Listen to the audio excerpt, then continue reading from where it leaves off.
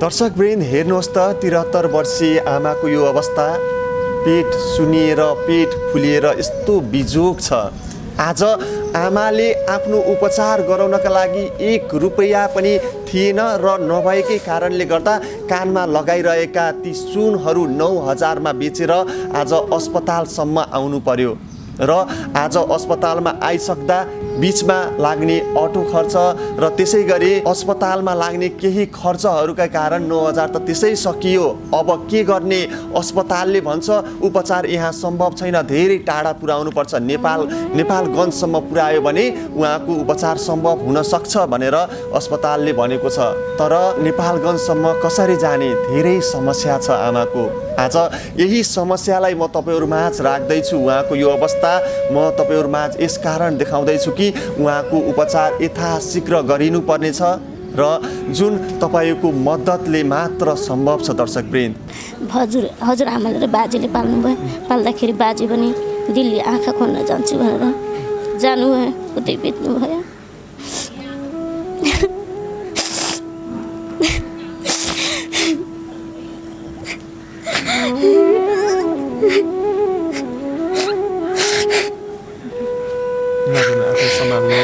अस्पतालमा आइसक्नु भएको छ। अब के होला?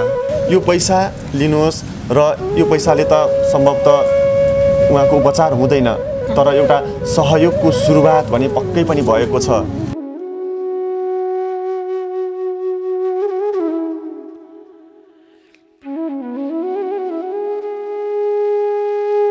आज देश लकडाउनको अवस्थामा छ, सबै घरमा बस्नुपर्ने अवस्था छ। तर यही लकडाउनको बेला धेरै दुखी पीडितहरू औषधि खान नपाएर र औषधि उपचार गर्न नपाएर त्यसै मर्नुपर्ने अवस्था छ। तर हामी केही समाजसेवी पत्रकारहरू यसरी ज्यानको बाजी लगाएर हिँडिरहेका छौँ उहाँहरूको सेवा गर्नका लागि। र आज आमाको यो अवस्था यो बिचल्ली छ भन्ने थाहा पाइसकेपछि म दाङको तुलसीपुरमा आएको छु र आमाको यो अवस्थाबारे तपाईहरुमाझ राख्दैछु। नेपालगञ्ज या कुलपुर कहाँसम्म लानुपर्छ त्योसम्मको एम्बुलेन्स चाहिँ मैले आफू पर्सनल्ली संस्थाबाट नभएर कि म पर्सनल्ली बेहोर्छु भनेर चाहिँ त्यो प्रतिबद्धता चाहियो। अलि छोराछोरी भ्या छोरा भ्या कहीँ न कहीँ उपचार गर्न दिन्न, कोही नभए बात नहुने। मलाई पनि आफ्नै छोरा जस्तै सम्झिनु न आमा। सम्झेछु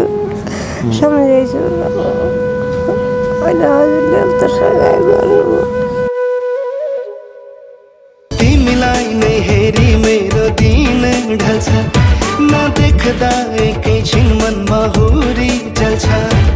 तिम्रै नाम लिँदै मेरो सास चल्छ, मन मन्दिरमा तिम्रै नामको दीप जल्छ।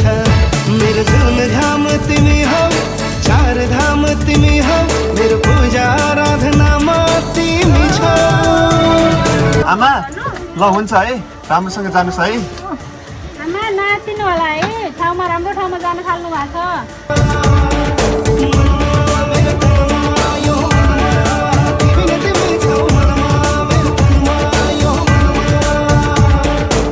हिजो मात्र बलभद्र आचार्य दाइले पठाएको केही रकम थियो, त्यस रकमबाट 30,000 रुपियाँ गरिब दुखीहरूलाई दिनु है भनेर उहाँले भन्नुभएको थियो। आज त्यही रकमबाट 10,000 रुपियाँ त मैले केही पीडितहरूलाई दिइसकेको छु र मसँग बचेको 20,000 छ। आज मसँग बचेको त्यो 20,000 मेरो खल्तीमा राखिरहँदा र उहाँहरूको अवस्था मैले देखिरहँदा सायद मलाई पाप लाग्छ होला। म यो खल्तीमा भएको दाइ बलभद्र आचार्यजीले पठाएको यो पैसा मेरै खल्तीमा राखिरहन्न म उहाँहरूलाई केही सहयोग स्वरूप दिन चाहन्छु। दर्शकवृन्द,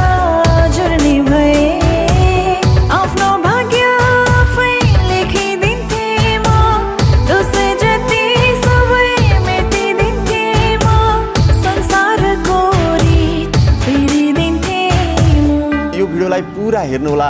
पुरा हेरिसकेपछि तपाईको मनमा लागेका कुराहरू कमेन्ट बक्समा लेख्नुहोला। के भन्न चाहनुहुन्छ, कहाँदेखि हेर्दै हुनुहुन्छ? दर्शकवृन्द नमस्कार, म भोजराज थापा। दर्शकवृन्द, उहाँको यो 73 वर्षको उमेरमा पेट यति धेरै सुन्निएको छ, हेर्दा गर्भ रहेको महिला जस्तो देखिन्छ। तर उहाँको पेट के कारण सुन्निएको छ भन्ने अझै पत्ता लाग्न सकेको छैन। उहाँहरू उपचारका लागि भनेर आफ्नो घरबाट धेरै टाढा रहेको राप्ती लाइफ केयर अस्पतालमा आउनुभयो उपचारका लागि भनेर। तर यहाँ आएर उपचार त गराउनु भयो, उपचार यहाँ सम्भव नभइसकेपछि डाक्टरले रिफर गर्नुपर्छ भनेर भन्नुभएको छ। र उहाँहरू यहाँ आउनको लागि मात्र आमाले कानमा लगाएको, आफूले कानमा लगाइरहेको सुन बेच्नु पर्यो। 9,000मा सुन बेचेर अस्पतालसम्म त आउनुभयो, तर अस्पतालमा उहाँको उपचार सम्भव भएन। उहाँले आफूले लगाएको सुनहरू बेचेर यहाँ त आउनुभयो, तर यति बेला अस्पतालको बिलहरू तिर्दा उहाँको त्यो 9,000 पनि सकिसकेको छ। अझ अस्पतालमा तिर्नुपर्ने धेरै पैसा बाँकी नै छ।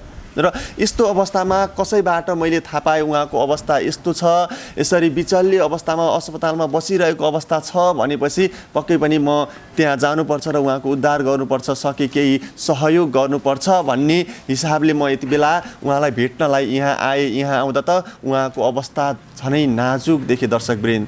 यस्तो अवस्थामा उहाँलाई देख्दा कसले सहन सक्छ र? म त एउटा समाजसेवी पत्रकारका रूपमा तपाईँहरूमा छाइरहेको छु। यो अवस्थामा उहाँहरूलाई यसरी बिचल्ली छाडेर म जानु हुँदैन। उहाँको अवस्थाबारे मिडियामा देखायो भने पनि धेरै सहयोगहरू आउन सक्छ भन्ने हिसाबले मैले उहाँको यो अवस्थालाई तपाईँहरूमाझ देखाउँदैछु र केही सहयोग पनि गर्दैछु दर्शकवृन्द। मैले उहाँलाई केही सहयोग गर्दैछु, यो अस्पतालमा लागेको खर्च तिर्ने कोसिस गर्दैछु र यहाँबाट नेपालगञ्ज जानका लागि अथवा त्यहाँ भर्ना हुँदासम्मका लागि केही पुग्ने खर्चहरू पनि म तिर्ने कोसिस गर्दैछु। आमा हजुर कति वर्ष पुग्नुभयो? 73 वर्ष। 73 वर्ष पुग्नुभयो। तपाईँको नाम के हो? गुरदौली देमेनी। हजुरको नाम के हो?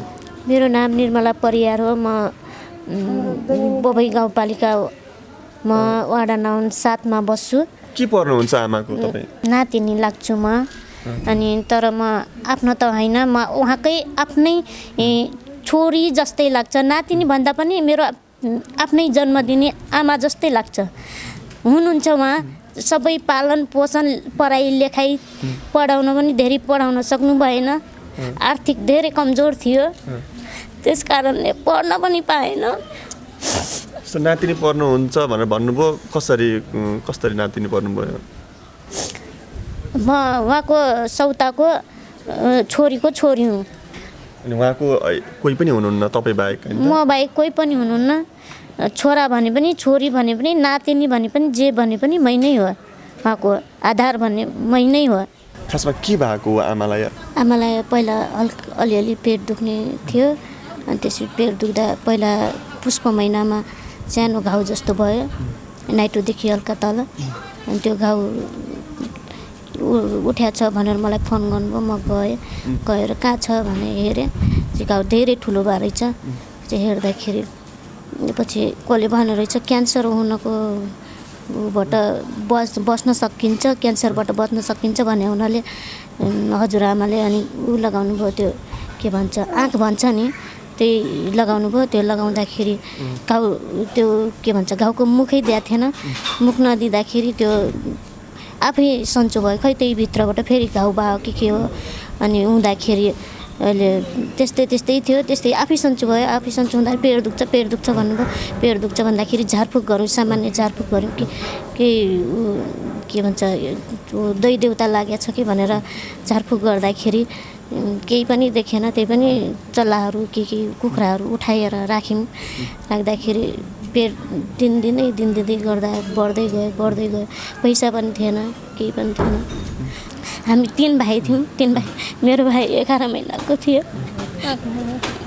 8 महिनाको थियो। 8 महिना हुँदाखेरि भैँसीको दुध खुवाएर पाल्नु भयो। पाल्दाखेरि म 7 वर्षको थिएँ, बहिनी 4 वर्षको थिएँ। हजुरआमाले र बाजेले पाल्नुभयो। पाल्दाखेरि बाजे पनि दिल्ली आँखा खोल्न जान्छु भनेर जानुभयो, उतै बित्नु भयो।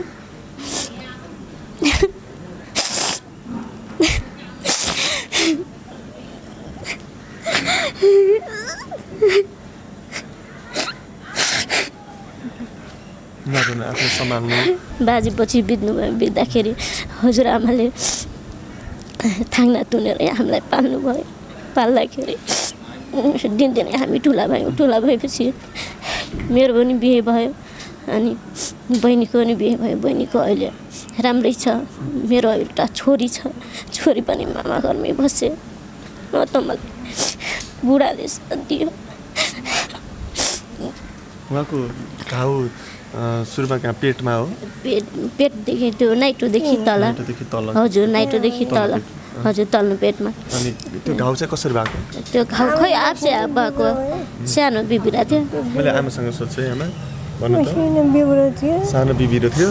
यसको छोरीले नानी किन दुख्छ भनेर त बिग्रो छ बजायो भने त्यस्तै गर्दा पाइयो त।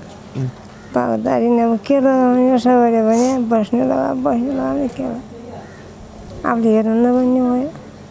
यसरी छोरी हेर्यो त्यति गर्दा एउटा धामीले भन्यो कि हजुरआमा धामी झाँक्री पनि गर्नुभयो होइन त? हजुर। विश्वासको कारणले, हाम्रो सामाजिक विश्वासको कारणले गर्दा त्यो पनि गर्नुभयो।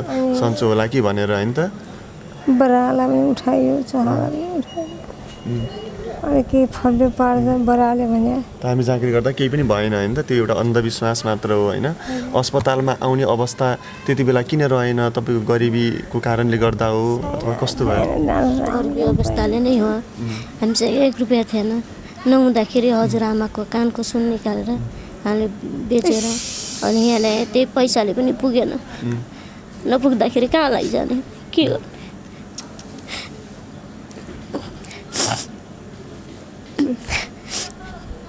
अहिले मैले सुनेअनुसार उहाँले कानमा लगाएको सुनहरू होइन मसँग यही नै छ, हजुर मेरो उपचार गराइदिनु पर्यो भनेर कसलाई भन्दै हिँड्नु भएको थियो अरे? हजुर, भन्दै हिँड्नु भएको थियो। रेपकाला आन्टीको बहिनीसँग मैले आन्टी मेरो हजुरआमालाई यस्तो यस्तो भएको छ, आउनु न यहाँ हेरिदिनु न अनि भने। आउनु भएपछि मेरो घरमा आउनुभयो।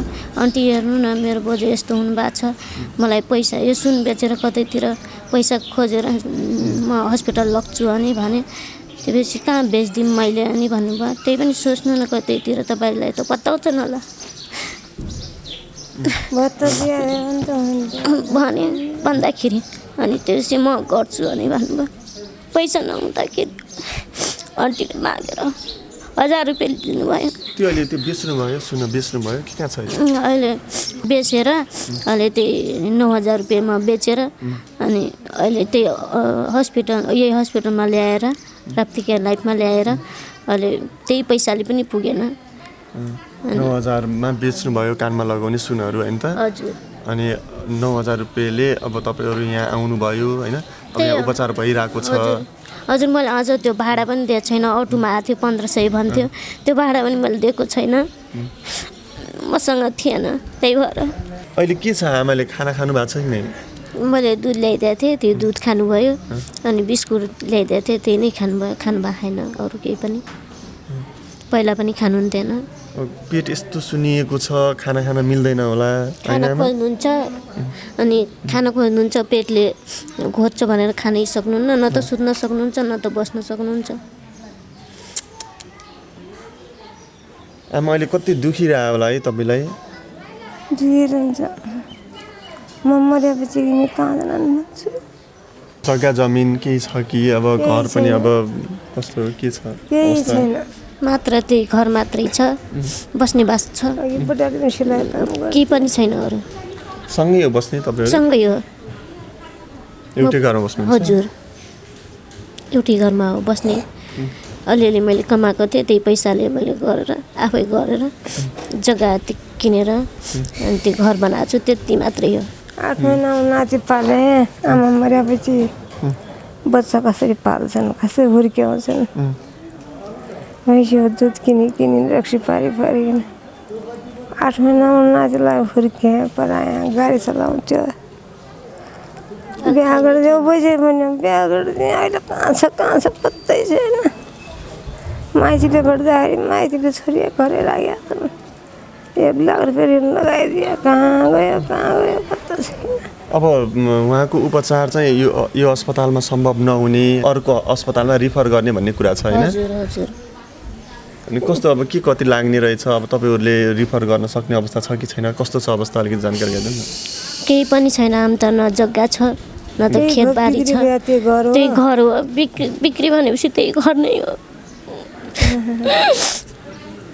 त्यसरी मलाई त्यो घर छ सम्पत्तिको नाममा घर हो होइन हजुर अब कानमा लगाएको सुन थियो त्यो पनि बेचिसक्नुभयो 9,000मा होइन हजुर केही नै छैन त्यही सुन बेचेर 9,000 भएको त्यही पैसाले तपाईँ अस्पतालसम्म त आउनुभयो हजुर अब अस्पताल आउँदा आउँदै त्यो पैसा सकियो सकियो घर कसरी जाने हो थाहा छैन अहिले अस्पतालमा तिर्नको लागि पनि पैसा छैन होला तपाईँहरूसँग छैन छैन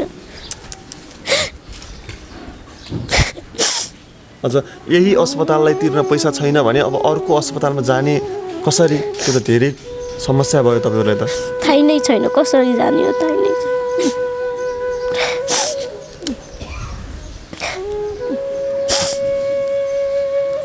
दर्शकले हेर्नुहोस् त यता आमा रोइरहनु भएको छ उता छोरी रोइराख्नु भएको छ आज म उहाँहरूको यो अवस्थाबारे बुझ्नको लागि मात्र अस्पतालमा आएको थिएँ हेर्नको लागि मात्र आएको थिएँ तर यहाँ आउँदा त उहाँहरूको अवस्था यति धेरै लाग्यो नि म आफूलाई पनि सम्हाल्न सकिरहेको छैन सायद मसँग धेरै पैसा हुन्थ्यो भने म उहाँहरूलाई पैसा दिएर नै अर्को अस्पतालमा जानुहोस् भनेर भर्ना पनि गरिदिन्थेँ होला तर मसँग त्यति धेरै पैसा पनि छैन र दर्शकवृन्द हामीलाई भुटानिज नेपालीहरूले धेरै माया गर्नुहुन्छ धेरै उहाँहरूको इतिहास नेपालसँग सायद जोडिएको कारणले गर्दा होला उहाँहरूले हामी नेपालीप्रति देखाएको माया दर्शाएको माया कति धेरै छ त्यो सायद बयान गरेर सम्भव छैन होला बलभद्र आचार्य दाई जो भुटनिज नेपाली हुनुहुन्छ अमेरिकाको कोलम्बसमा रहेको ओहायो भन्ने ठाउँमा बस्नुहुन्छ दाई अत्यन्त सहयोगी दाई हुनुहुन्छ योभन्दा अघि पनि धेरै सहयोग गर्नुभएको छ र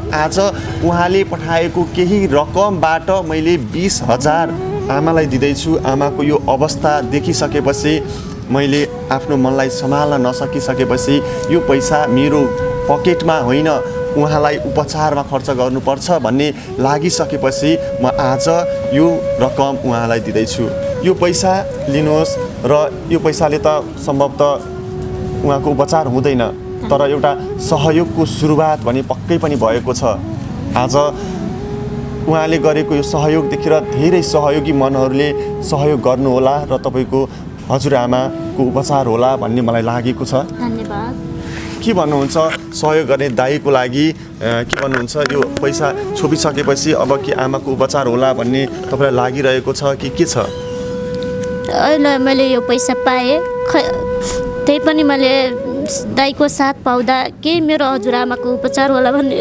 सोचिरहेको छु त्यही पनि सक्षम हुन्छ कि हुँदैन थाहा छैन आमा अब केही रकम मैले दिएँ होइन अमेरिकामा रहनुहुने दाई बलभद्र आचार्य दाईले पठाएको यो रकम मेरो बाँच्ने तकदिर भएपछि हजुरलाई पाएँ मैले खुसी लाग्यो आफ्नो छोराभन्दा अझै लाग्यो अनि उपचार हुन हिजो खतम भयो अब यो पैसा हजुरले दिनुभयो मलाई ठुलो आशा छ बाँच्ला भन्ने अब त्यसैमा अब अरूले अब के छ अब हस्पिटलमा अब कस्तो छ केही थाहा छैन तपाईँलाई अब सन्चो हुन्छ ठाउँमा पुग्नुपर्छ उपचार गर्नुपर्छ सन्चो हुन्छ आमा तपाईँले पिर नगर्नु धेरै पिर गर्नुहुन्छ जस्तो लाग्यो मलाई पिर छ के छ हातमा अलि छोराछोरी भ्यायो छोरो भ्यायो कहीँ न कहीँ उपचार गर्न दिनु के गरौँ कोही नभए बाँच्न नहुने मलाई पनि आफ्नै छोरा जस्तै सम्झिनु न आमा है हजुर सम्झेछु अहिले हजुरले त सघाइ गर्नु नरुन आमा यस्तो अवस्था छ धेरै चिन्ता लिनु हुँदैन पक्कै पनि अब धेरै सहयोगी दाजुभाइहरूले यो भिडियो हेरिरहनु भएको छ जो देश विदेश बस्नुहुन्छ उहाँहरूको नजरमा तपाईँको यो भिडियो परिसकेपछि केही सहयोग आउला नि आमा केही होला नि खै थाहा छैन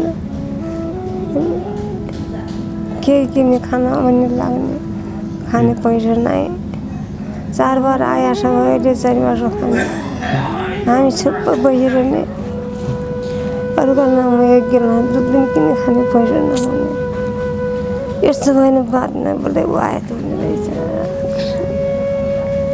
संसारमा कालो बादल लास्ट म जस्तो दुखे कोही छैन यो पिर्थ्यो सन्चो हुन्छ भने आयो तपाईँ मात्र दुखी हुनुहुन्न, धेरै दुखीहरू हुनुहुन्छ नेपालमा। भयो भने बाबुमा जस्तो त भइरहन्छ। आमा हजुर कानमा लगाएको सुन पनि बेच्नुभयो अरे, खै कान बुझ्दै होला है अहिले त? हेर्नु त कानमा लगाएको सुन किन बेच्नुपर्ने अवस्था आयो, किन बेच्नुभयो भन्नु त? बुढेसकालमा के गर्नु, आफ्नो शरीर राम्रो होला, के 4 दिन मान्ने पानी खाउँला, हेरुला भनेर सोच्याउ। अब त्यो सोच्याउ भयो छैन, क्या सन्चो होला होइन हजुर भनेर बेच्नुभयो। हजुर कानमा लगाउने सुनको त जम्मा 9,000 मात्र परेछ। पर्यो। अब जति भयो हुने हो, त्यसमा अब लिनेवाला पनि दोष छैन, बेच्नेवाला पनि दोष छैन। मान्छेको सबैभन्दा शरीर नै राम्रो होस् भनेर बेच्नु हो। शरीर राम्रो भइसक्यो सुन त भोलि नै भइहाल्छ। त्यही पनि हजुरको सहयोग पाउँदा मलाई धेरै खुसी लागेको छ। अरू साथीहरूबाट पनि यस्तै सहयोग पाउला भनेर मलाई आशा लागिरहेको छ। दर्शकवृन्द, उहाँहरूको यो अवस्था देखिसकेपछि यसै अस्पतालमा कार्यरत सुपरभाइजरको रूपमा कार्यरत एकजना दिदी हुनुहुन्छ सुषमा जीसी। उहाँले ओली बुवालाई, भीमबहादुर ओली बुवालाई पनि धेरै सहयोग गर्नुभएको थियो र उहाँलाई पनि म केही सहयोग गर्न चाहन्छु। उहाँको यहाँबाट रिफर हुँदैछ, म दाङबाट नेपालगञ्ज पुर्याउँदासम्मका लागि लाग्ने एम्बुलेन्स खर्च म मेरै तर्फबाट बेहोर्छु, उहाँको यो अवस्था देखिसकेपछि भनेर भन्नुभएको थियो। मलाई अघि दिदीलाई म एकैछिन यहाँ बोलाउँछु है। दिदी यहाँ हुन् त, बसिदिनु दिदी। धेरै सहयोगी है, पहिला भीमबहादुर ओली बुवालाई पनि धेरै सहयोग गर्नुभयो, तपाईँकै पहलमा अस्पतालले केही % डिस्काउन्ट पनि दिनुभयो होइन। र आज आमाको यो अवस्था देखिसकेपछि मैले एम्बुलेन्स खर्च लाग्ने म आफै बेहोर्छु भनेर भन्नुभयो होइन। अस्पतालमा काम गर्ने धेरै व्यक्तिहरू कति निर्दय देखिन्छन् होइन, तर तपाईँ कति सहयोगी भावनाको, म तपाईँलाई धेरै धन्यवाद दिन चाहन्छु। सुरुमै धन्यवाद हजुरलाई है। धन्यवाद भाइ हजुरलाई। यस्तो दुखीहरू आउनुहुन्छ, मैले हेल्प गरिरहेको हुन्छु, तर मिडियामा चाहिँ म देखिन चाहन्नथेँ। अहिले हजुरको रिक्वेस्टले मात्रै म क्यामेराको अगाडि आएँ। यस्तो बिरामीहरूलाई हामीले हस्पिटलकै तर्फबाट पनि धेरै कुराहरू छुट दिएको हुन्छ, 100% डिस्काउन्टमा धेरै सेवाहरू गर्छौँ गर्नलाई।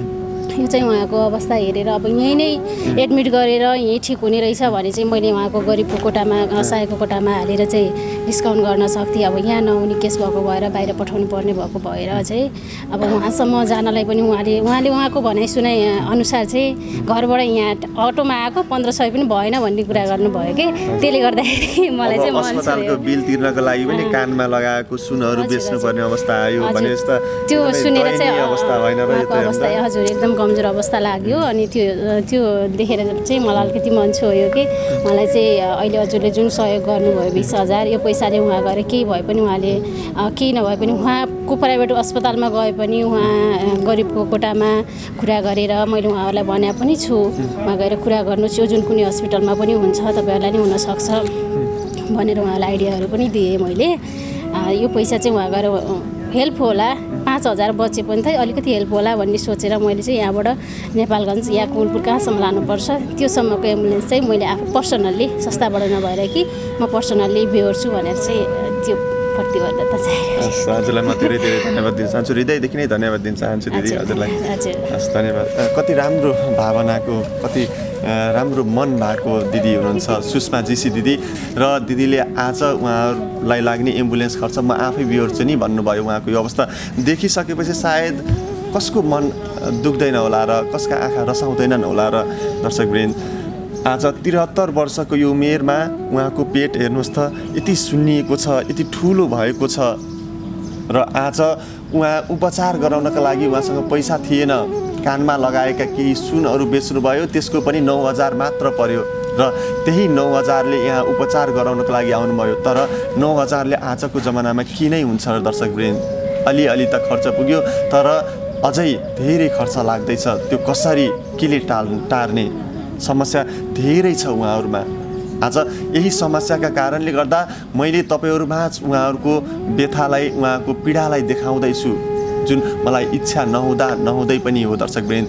र आज म यहीँबाट 2 हात जोडेर तपाईँहरूमा आज फेरि पनि भिख माग्दैछु। जसरी भीमबहादुर ओली बुवालाई सहयोग गर्नुभएको छ र गर्दै हुनुहुन्छ, उहाँहरूलाई पनि धेरै सहयोगको खाँचो छ। आज केही सहयोग पठाउनु होला, सहयोगका लागि सिधै मलाई सम्पर्क गर्न सक्नुहुन्छ।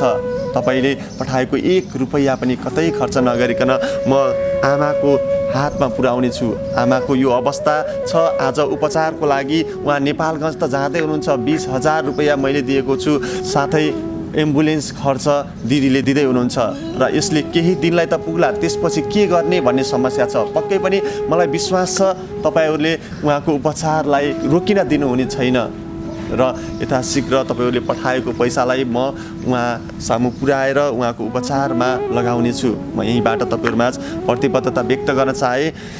आमा नातिनु होला है, ठाउँमा राम्रो ठाउँमा जान थाल्नु भएको छ, ठुलो ठाउँमा जान थाल्नु भएको छ, राम्रो हुन्छ, रोग पत्ता लाग्छ है। नातिनु होला, सहयोग पनि जुट्छ बिस्तारै।